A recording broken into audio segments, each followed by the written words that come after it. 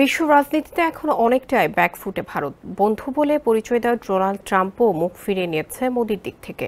রাশিয়ার সঙ্গে তেল কেনার বন্ধুত্ব ভোগাচ্ছে ভারতকে।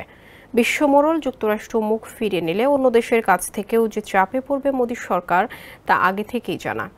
এবার তাই হলো, ভারতীয়দের বিরুদ্ধে বড় সিদ্ধান্ত নিল যুক্তরাজ্য।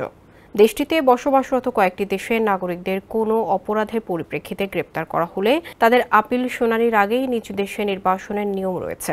এবার সেই সব দেশের তালিকায় ভারতকে অন্তর্ভুক্ত করেছে ব্রিটেনের সরকার। এই সংক্রান্ত 15টি দেশের নতুন তালিকায় যুক্ত করা হয়েছে ভারতের নামও। যদিও এই তালিকায় দক্ষিণ এশিয়ার দুই দেশ বাংলাদেশ কিংবা পাকিস্তানের নাম নেই। এর ফলে বাংলাদেশি পাকিস্তানিরা ছাড় পেলেও ভারতীয়দের বিচারের আগেই ফিরতে হবে নিজ দেশে।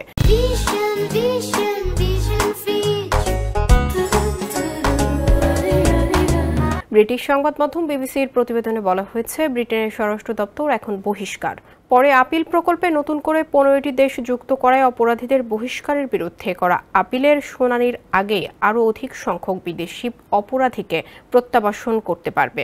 স্বরাষ্ট্র দপ্তরের নীতি অনুযায়ী কোনো ভারতীয় নাগরিক ব্রিটেনে অপরাধের দায়ে দোষী সাব্যস্ত হলে আপিল শুনানির আগেই তাকে প্রথমে নির্বাসিত করা হবে। যুক্তরাজ্য সরকার বলছে, কারাগারের ওপর চাপ কমানো এবং অপরাধ সম্পর্কে জনসাধারণের উদ্বেগ প্রশমনে এই নীতির লক্ষ্য।